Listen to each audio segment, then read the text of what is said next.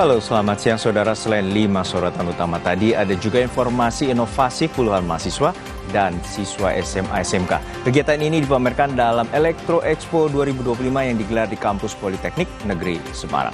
Ya, ada juga informasi edukasi dan simulasi kesiapsiagaan bencana bagi penyandang disabilitas di sekolah luar biasa. Kegiatan ini merupakan upaya edukasi kebencanaan agar bisa diakses semua pihak. Selengkapnya bersama saya Lintang Budiasuti. Dan saya Harjuno Pramendito. Anda menyaksikan Kompas yang selengkapnya hanya di Kompas TV, independen terpercaya.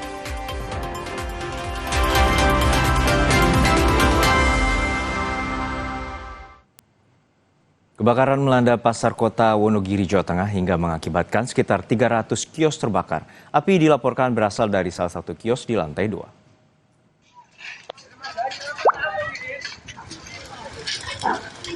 Kebakaran mulai terjadi sekitar pukul 3 waktu Indonesia Barat. Diduga kebakaran terjadi akibat korsleting listrik. Banyaknya barang yang mudah terbakar membuat api cepat membesar.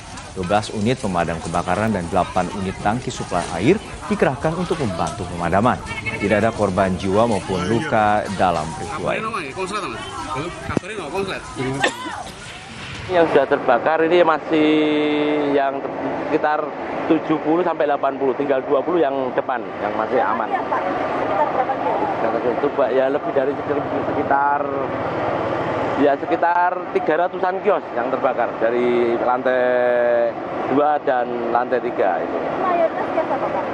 Yang banyak yang 2 itu banyak kios yang kelontong sampah tengkulak itu banyak sembako itu.